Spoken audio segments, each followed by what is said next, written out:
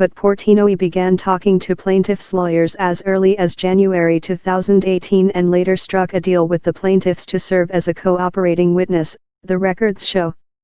In exchange for his dismissal from the suits, Portenoy provided the plaintiffs with documentation of opioid makers' payments to him over the years, as well as a 36-page declaration that lays out what he would say on the witness stand. Portenoy's previously confidential cooperation agreement and declaration were made public Friday as a part of a discovery ruling by David Cohen, a special master in the federal court in Cleveland, Ohio, where hundreds of the opioid lawsuits have been consolidated.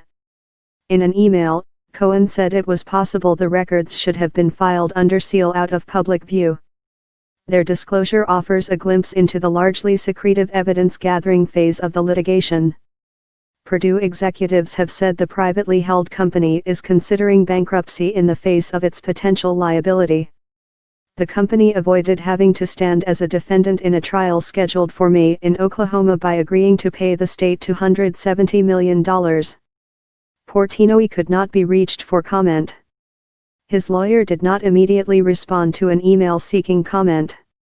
Purdue spokesman Bob Josephson declined to comment on Portenoy's declaration and new role in the litigation. Other companies, including Endo and Mallinckrodt, did not immediately respond to requests for comment.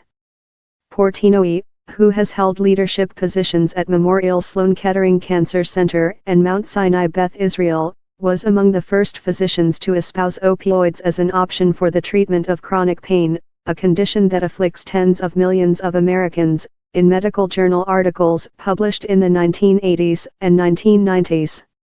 Later, he shared his views with physicians at conferences and in training videos sponsored by opioid makers, he said in the declaration. Previously, physicians had been trained to reserve opioids for cancer and end-of-life pain. Opioids are chemically similar to heroin, and the risk of addiction was viewed as too great for their widespread use.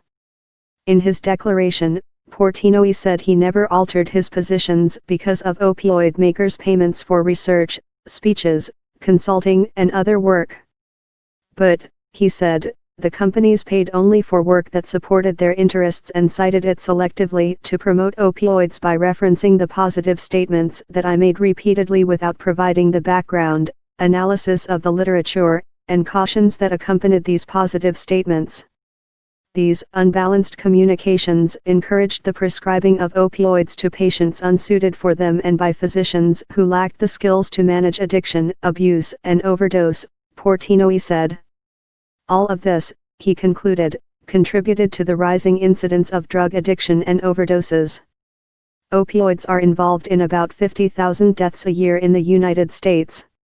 In an effort to staunch the toll, the U.S. Centers for Disease Control and Prevention in 2016 recommended against opioids as a first-line treatment for chronic pain. In a tentative decision issued on Friday, Special Master Cohen ruled that Portenoy may serve as a witness for the plaintiffs, just not in the first trial scheduled to take place in federal court in Cleveland later this year. Cohen was responding to a complaint from the defendant companies that they had inadequate notice of Portenoy's new role.